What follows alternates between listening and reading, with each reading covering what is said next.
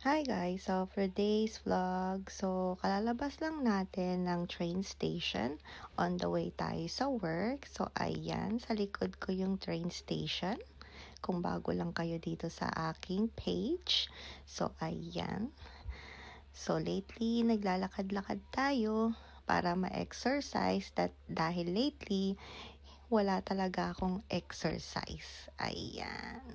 So, pass muna tayo sa pagsabay kay G-Style sa work. So, ayan. Tingnan nyo guys, oh.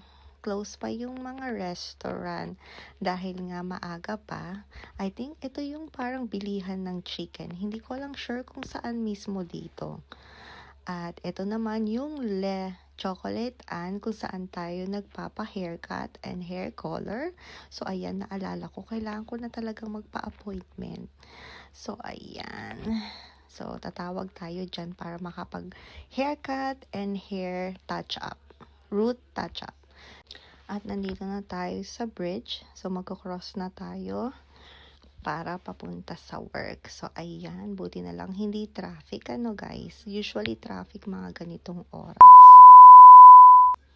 At after work, ayan, nandito na naman tayo sa paborito nating Calbee House. Ayan, nag-order na si G-Style ng mga meat.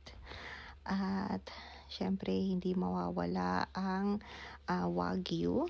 So, ayan, hindi ko alam kung anong meat ito, guys, eh. At hindi ko rin sure kung anong dito yung Wagyu. So, kayo na lang, guys, mag-adjust. So, ayan. So, syempre, meron tayong mga dahon-dahon. At meron din tayong paborito ni G-Style na soup. Ayan. So, luto na tayo, guys. So, ayan. Tingnan nyo naman, guys. 'Di ba? Ang sarap tignan.